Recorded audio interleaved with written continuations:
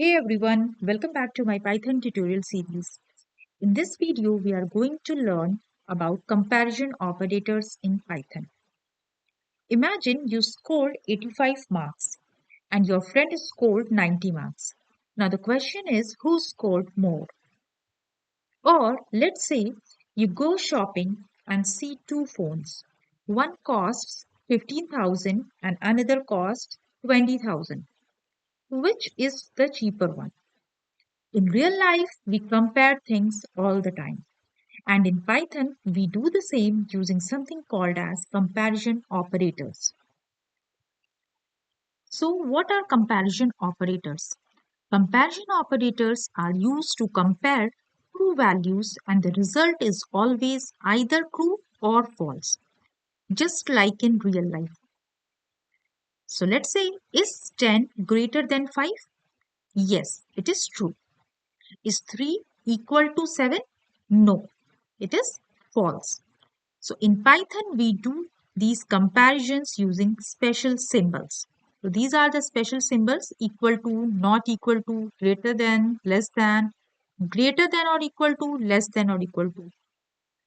Let us see each one of them in detail with some examples. Let us go back to our Jupyter Notebook.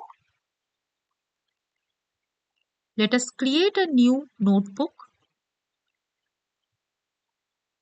and give the name as comparison operators and rename. So first operator which we are going to see is equal to, which is double equals. So it checks if two values are equal or not. For example, if I print 5 double equal to 5, I will get true. And if I print 5 double equal to 6, I will get false. So the comparison operator equal to compares if the two values are equal or not equal. If they are equal, it will give true, otherwise it will give false. Let's see another comparison operator which is not equal to. Not equal to. So exclamation mark equal to is the symbol for not equal. If I print 5 not equal to 3, it will give true because 5 is not equal to 3. And if I give 5 in place of 3, what will happen? It will give false because 5 is equal to 5. And here we are comparing 5 is not equal to 5. That is why we are getting false. Let's see third comparison operator, which is greater than. So let's say print 10 greater than 5, we get true. And if I make this 5 as 15, we'll get false.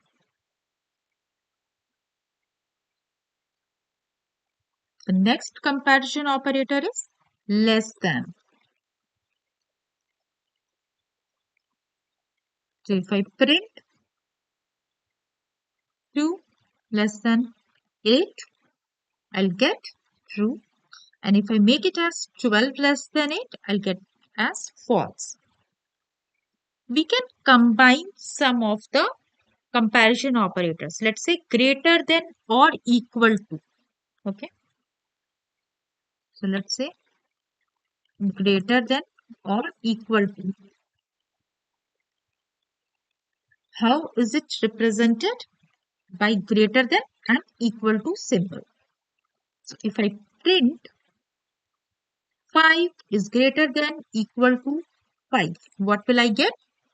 I will get true because 5 is not greater than 5, but 5 is equal to 5.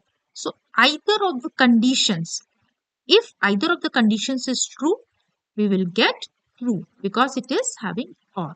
So either greater than is true or equal to is true. Either one of the two is true, then also we will get true. If both are true, then we will get true.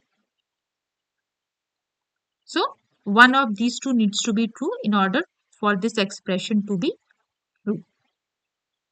Let's see another comparison operator which is less than or equal to.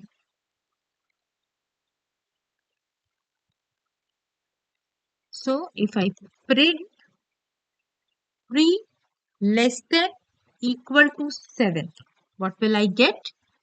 I will get 3 because 3 is not equal to 7 but 3 is less than 7. So one of the conditions is true. That is why the final result will be true. Now it's hands-on time.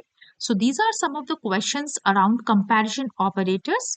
Please do practice them, and in case of any questions, do let me know in the comment section. I will get back to you with the solution.